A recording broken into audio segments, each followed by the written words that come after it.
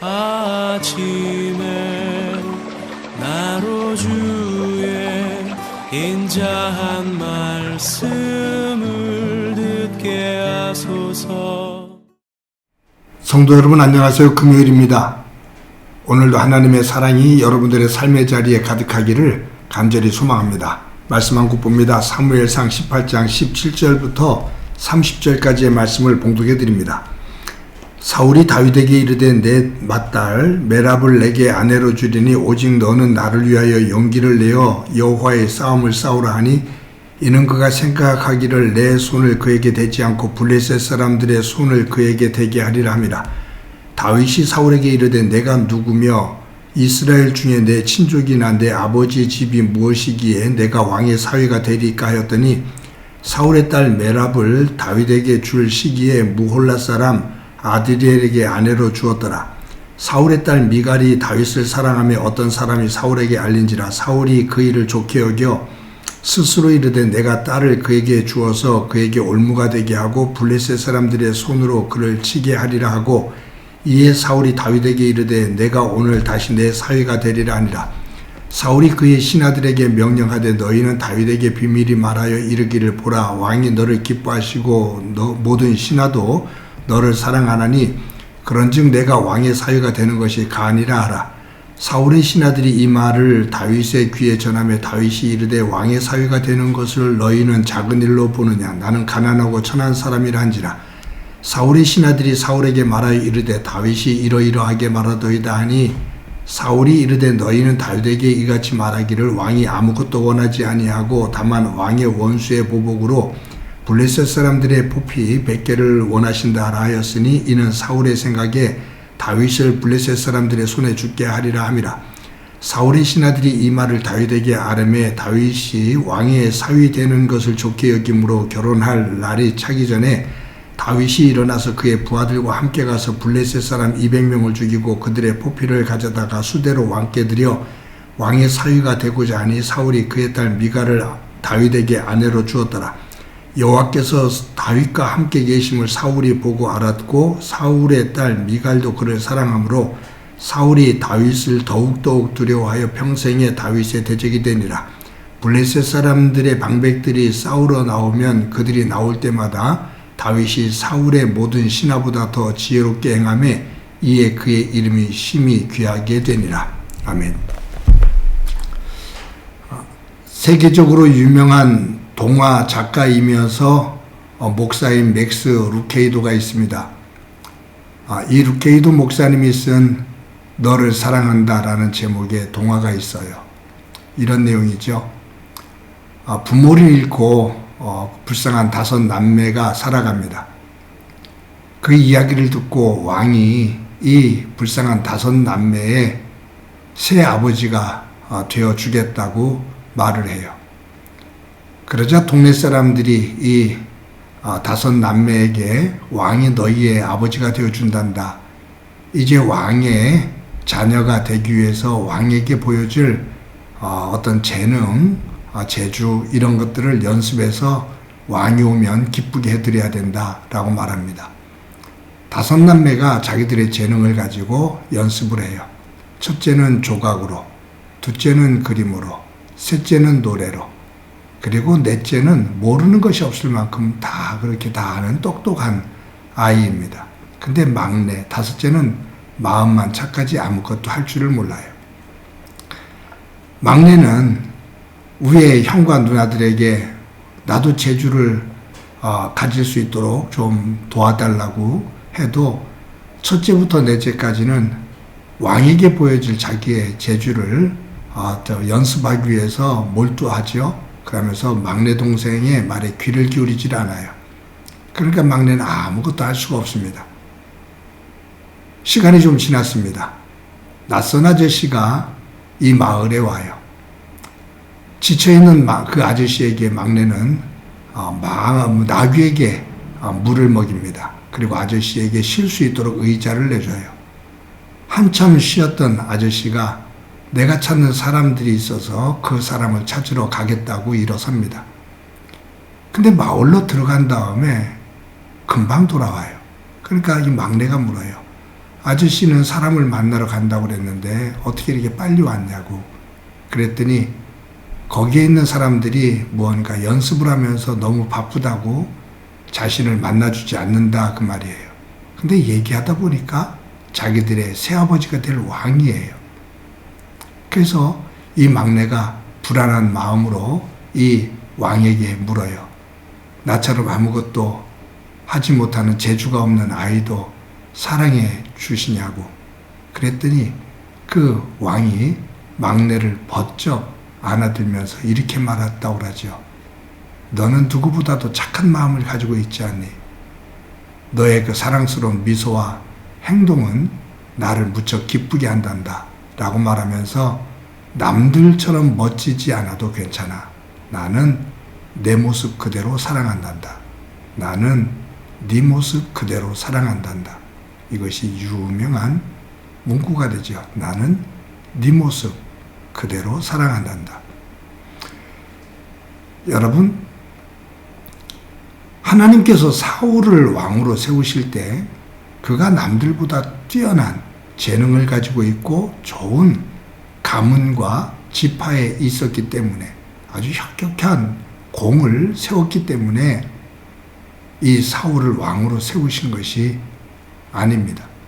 말씀드린 것처럼 그는 이스라엘 12지파 가운데 가장 보잘것없는 베냐민 지파, 그것도 그 베냐민 지파 속에서도 볼품없는, 볼 것이 없는 그러한 가문의 자녀입니다.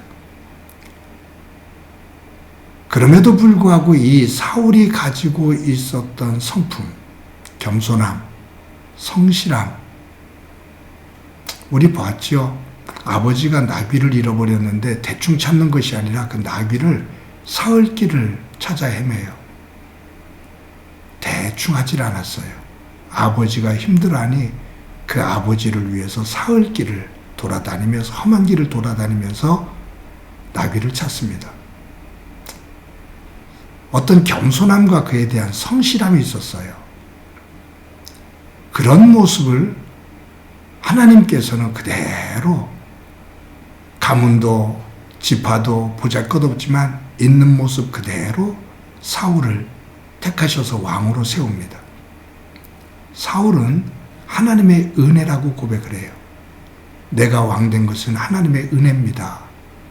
하나님의 전적인 은혜입니다라는 고백과 함께 왕이 되죠. 그런데 왕이 된 이후에 어느 순간부터 자기의 입지가 만들어지고 또 왕으로서의 어떤 권력, 이것을 가지기 시작하면서 교만을 떨기 시작합니다.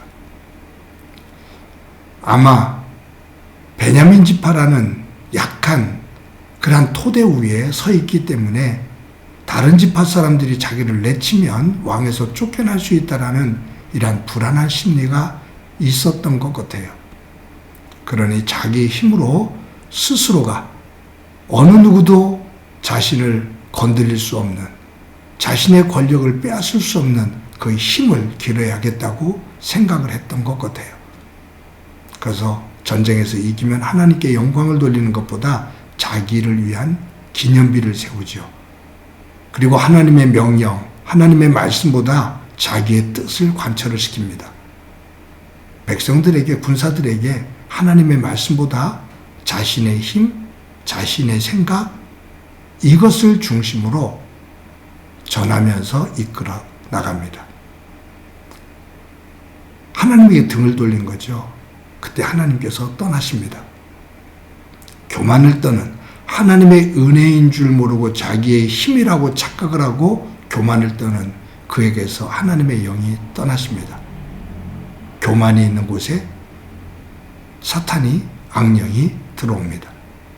그러면서 그를 범례케 하죠.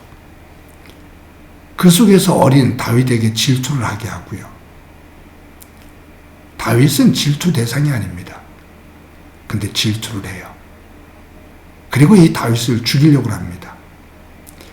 여러분, 오늘 본문에 보면 이 사울 왕이 다윗을 죽이기 위해서 혈안이 되어 있는데 어떤 모습까지 보이냐면 자신의 두 딸을 이용해서까지도 다윗을 죽이려고 해요. 큰딸 메랍, 둘째 딸 미갈, 이 두 딸을 이 다윗에게 결혼이라는 이 미끼를 만들어서 이 다윗을 블레셋 군대에게 죽게 만들려고 해요. 어느 아비가 자신의 딸의 행복보다 이 딸을 이용해서 다윗을 사위로 삼아서 사위를 삼는 그 과정을 통해서 다윗을 죽이려고 하는 이러한 모습을 보일 수 있겠어요? 어떤 아비가? 이것이 악령의 쏘임을 받은, 악령의 시달림을 받는, 번뇌하는 사울의 추한 모습입니다. 하나님께서 사울을 사랑하신 이유, 처음에 그를 왕으로 세우실 때 그를 사랑하신 이유, 그것을 보면 사울은 수줍어했고, 그리고 자신이 리더십이 없다라는 것을 하나님 안에서 고백을 하죠. 그래서 미스바에서 광장에서 왕으로 세워질 때 그는 군중들을 피해서 보따리 뒤에 숨어 있을 정도로 순수하고 순박한 자신의 약함을 고백하는 그러한 모습이었습니다. 그 모습을 그대로 하나님이 사랑을 해 주셨고요. 그런데 사울이 하나님의 은혜 가운데 갖게 된 그 힘을 가지고 하나님을 거역하기 시작하는데 정말로 추할 정도로 하나님의 성품을 완전히 떠나 악령의 성품을 가지고 자기의 삶의 자리를 만들어 갑니다. 그것이 두 딸의 결혼을 미끼로 다윗을 죽이려고 하는 불행한 모습을 보입니다. 그런데 그 결과가 29절에 보면 사울은 가면 갈수록 더 험해져요.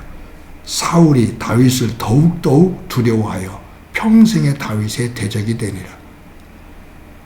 두려워하면 두려워할수록 더 두려워하게 됩니다. 하나님에게서 떠나면 악하면 악할수록 더 악해집니다. 사랑하는 성도 여러분, 오늘도 저와 여러분이 하루를 살아가면서 하나님께서 우리에게 주신 은혜를 잘 헤아리며 지금 내가 하나님 안에서 부족한 부분들, 연약한 부분들, 부끄러운 부분들, 이런 것이 있음에도 불구하고 하나님께서 내 모습 이대로 사랑하고 계시다라는 사실을 꼭 기억하며 하나님의 은혜 앞에 설 수 있기를 간절히 소망합니다. 하나님이 처음부터 우리를 선택하실 때 어떤 능력과 재능, 어떤 힘, 그것이 아닌 우리의 약한 모습 그대로 사랑해 주셨고 지금도 사랑하고 계십니다. 그 사랑 안에서 하나님과 동행하는 귀한 삶이 되어지기를 간절히 소망합니다. 한번 기도합니다. 하나님 아버지, 오늘도 우리의 약한 모습 그대로 나를 사랑해 주시는 하나님의 그 사랑을 깨닫고 나의 나됨이 하나님의 은혜임을 고백하는 믿음의 자리에 서도록 은총 베풀어 주옵소서. 하나님께서 베풀어 주신 그 은혜와 사랑을 고백하며 오늘도 하나님의 성품을 가지고 살아가게 하옵소서. 함께해 주시리라 믿고 예수님의 이름으로 기도드립니다. 아멘.